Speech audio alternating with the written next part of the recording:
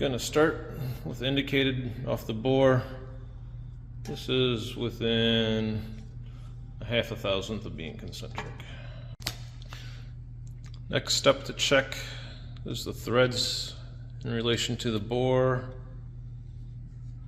This factory thread job is about 12 to 13 thousandths off center of the bore.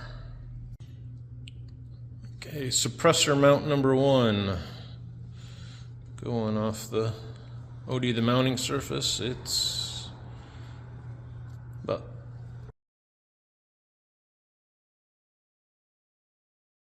12 thousandths off center of the bore, so it's right in line with the threads. Back to the same suppressor mount, but I added the factory spacer shim.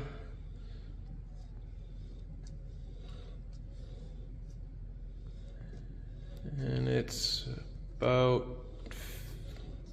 17 thousandths off center now. Suppressor mount number 2.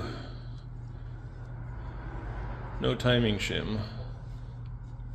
It's off about 7 thousandths.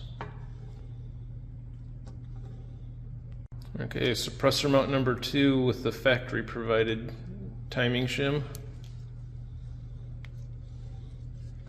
And it's only off about 5 thousandths. Alright, suppressor mount number 3, installed without any timing shims, is about 4 thousandths off. Suppressor mount number 3 with the factory provided timing shim. It's 3 thousandths off. Suppressor mount number 4, no timing shims or washers, 4 thousandths off.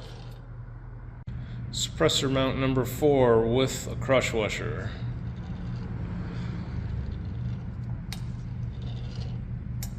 It's about a 1/2 thousandth off. So what does the end cap and bore of the suppressor look like when mounted?